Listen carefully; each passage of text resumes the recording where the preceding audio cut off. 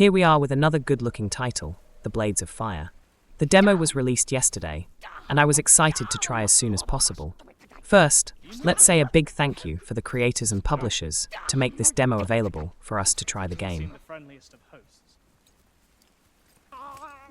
Releasing a demo for a title like this is a luxury nowadays. The full game will release on the 22nd of May. All the footage you see here is from the demo. I assume that this demo part is the very beginning of the game.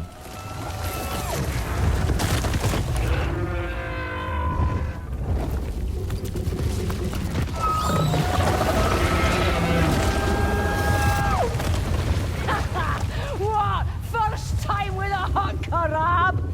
Something new for your thick skulls? What a pair of hicks! I can confirm that the demo is enough for everyone to get the taste of the combat, exploration, looting, encounter different type of enemies, crafting or forging multiple weapons, fighting with different type of weapons, and to see a very little part of the beginning of the story. Yes, this is a sign of a master forger. And where can we find a master forger? None remain alive. I heard a rumor some time ago that one of them was exiled to Carlethal Swamp, but I reckon she must be dead by now. To be honest, I was struggling to define the proper genre of the Blades of Fire, and I was surprised a bit when I noticed there is no RPG elements for the main character at all. So, this is why I call this a melee weapon crafting and forging adventure game. Forgive me, but right now, I cannot recall any other games which has similar qualities.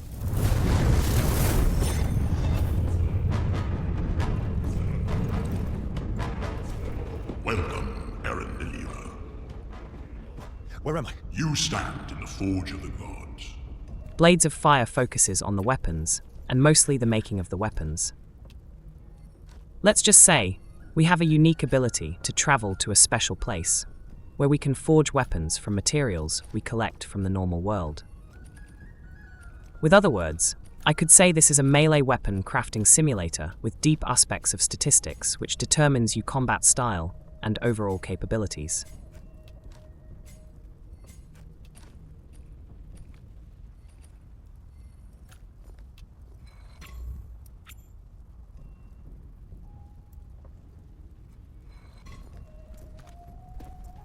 As you collect many different and rarer materials from loot boxes, killed enemies and random destructible items all over the place, you will be able to craft weapons with bigger variety and wider selection of abilities. There are so many statistics which we can improve for each type of weapon depending what materials are available.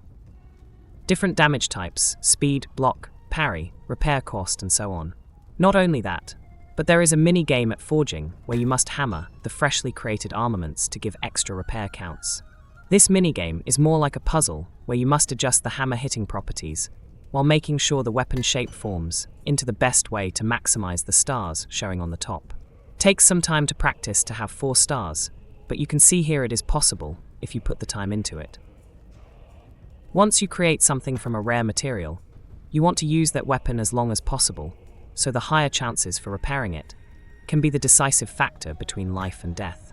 And yes, once you die, you will drop your equipped weapon, and respawning at the checkpoint will allow you to go back and collect it.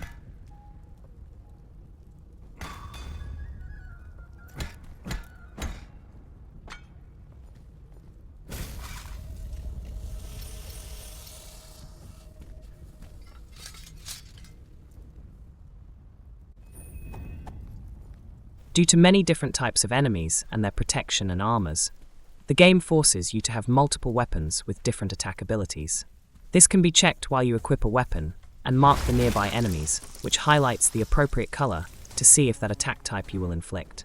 Green is best, orange will have damage penalty, and red is kind of ineffective. Luckily, most weapons have more than one attack type. For example, a sword can have slashing and piercing attack. Some heavy weapons, such as polearms, can only have blunt type of attacks.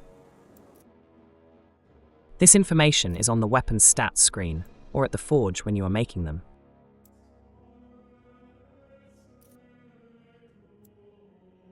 Once you equip a weapon, indications are present next to it for other type of attacks by switching with short press of R2.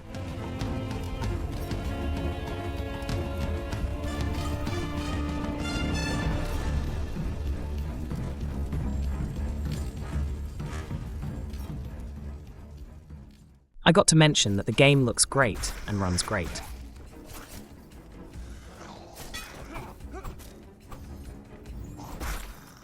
It has a field of view option too.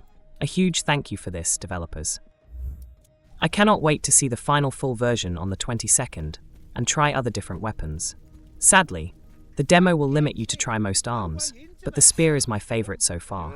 With one heavy hit, 2 heads can be cut off. The combat is responsive and fun. I will cover the combat in more depth once I have the full version.